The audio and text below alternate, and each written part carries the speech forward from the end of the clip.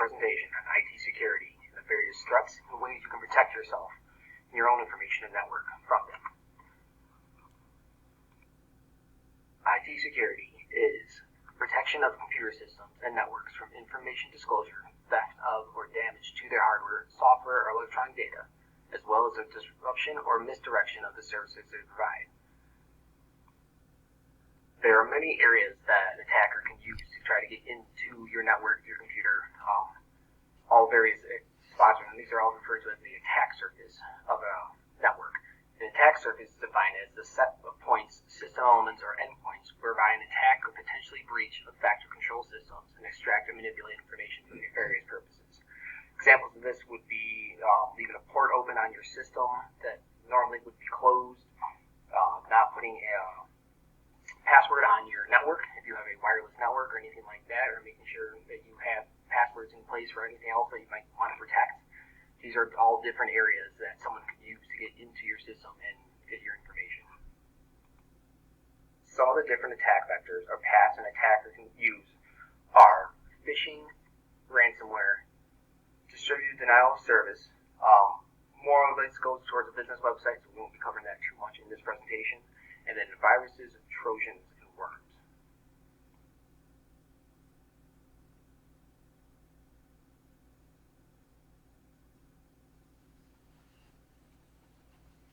Phishing is the attempt of acquiring sensitive information such as usernames, passwords, and credit card details directly from users by deceiving the users.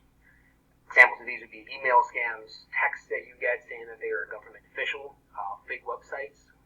A lot of people will go out there and create a website that looks just like another one you would use, but there's a little change in the website itself that shows it's not the real one. They trick you to entering your bank account, and next thing you know, you have lost all of your money. People use this for taking money, your ID, keeping it for themselves to use it, or selling it online for the highest bidder. Ransomware is malware that employs encryption to hold a victim's information at ransom. Basically, you can't use your computer until their demands are met. An example would be the recent Colonial Pipeline attack and ransom they demanded for access and information they stole. This was a result of a stolen username and password leaked into the dark web and then used by a hacker group. This just goes to show just how important these passwords and usernames can be out there for the companies and how safe they need to be kept. Trojans, worms, and viruses. All three are similar in that they are all malware or malicious software, but each operates slightly differently. Trojans hide in other programs, looking innocent until they get into your system and are activated by using whatever program it is linked to. Usually used to allow access to your system from outside users by creating a backdoor into it. They don't spread unless a user accidentally shares the infected file that was in contact with them first. Worms are self-replicating, and they don't need any human help in spreading. They will multiply and go out through any available ports or emails or any other files that they can get out through and exploit any vulnerabilities on another network to gain access. And thereby they'll do whatever it is they're programmed to do, whether it is steal information or create another backdoor into your system.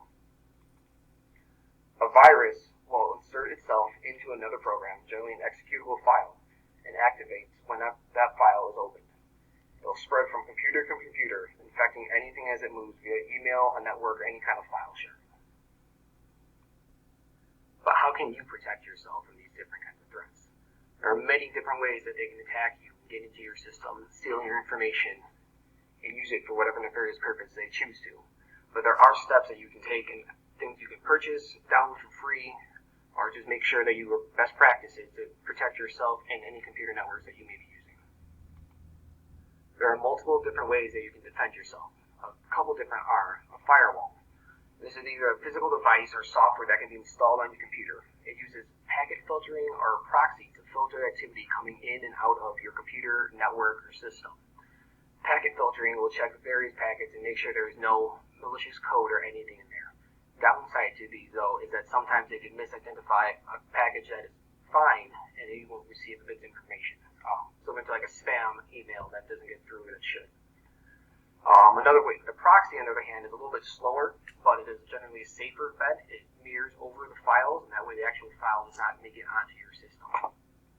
Another example of safety is antivirus software. There are many reputable brands out there to choose from, both free and to pay. Examples are McAfee and Norton. All these work to prevent harmful files from making it into your system, whether it be via email or over the internet. They block off these files from ever making it into your system. If they do make it in and it's something they identify, they will corner that file and make sure that no one else can access it, thereby preventing the spread and damage to your computer. VPN, or Virtual Private Network, creates a secure connection to the internet or other private network.